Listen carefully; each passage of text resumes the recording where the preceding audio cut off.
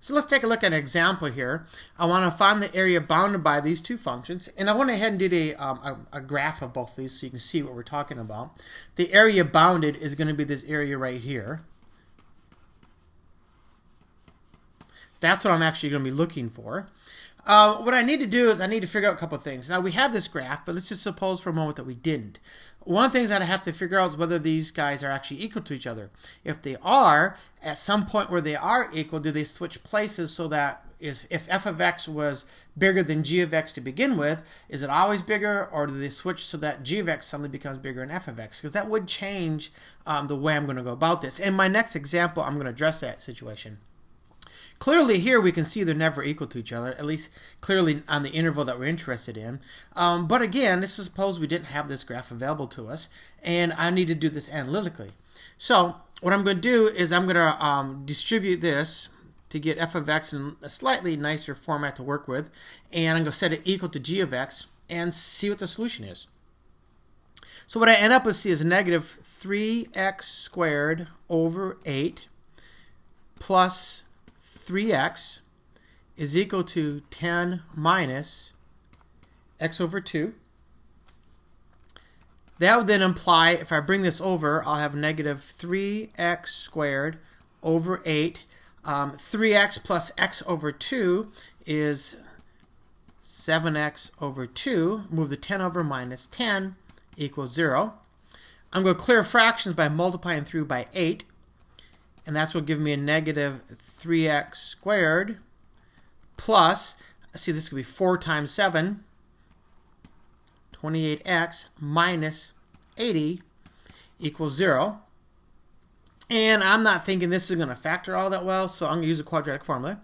So I will say x is equal to the negative of b, which is negative 28, plus and minus the square root of b squared, that's 28 squared, minus 4 times 3,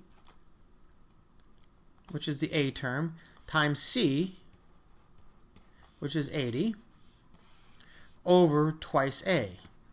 That's just your everyday old quadratic formula. So this is going to be equal to negative 28 plus and minus the square root. 28 squared is 784. Minus, when I multiply this out, it's 960. Oops, 960. And actually, I can stop right there. I don't even need to write this negative 6 down here. Because, see, this is a negative number. If this is negative, then this is not a real number.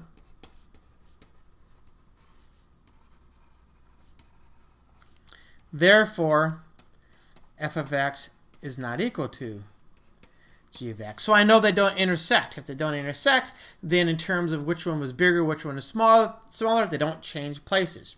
So what I want to do is figure out which one is bigger. So let's just take a look at, like, I don't know, how about f of 2?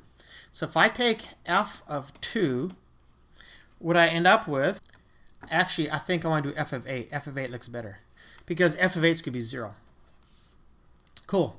So what's g of 8? I don't know, but it's clearly bigger than 0. 8 over 2 is 4. 10 minus 4 is 6, so g of 8 is 6.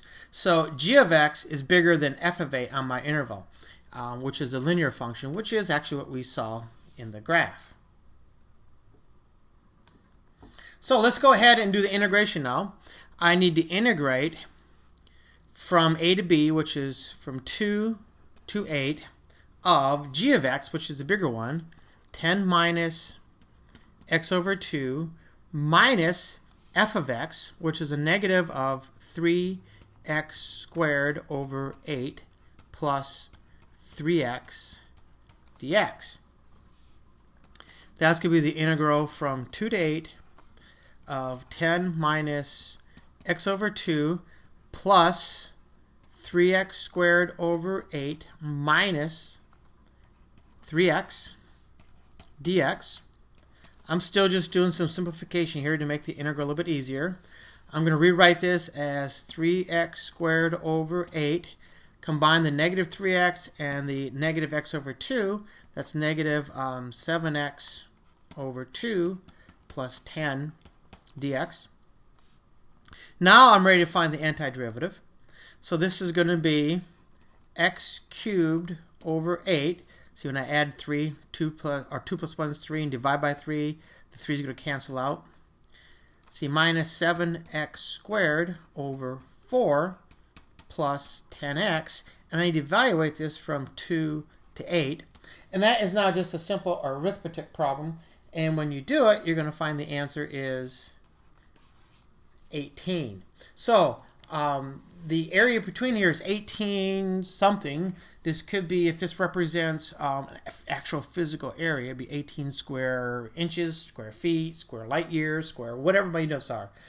If this is a difference in profit and loss from two different approaches to something, then this could be like $18 million.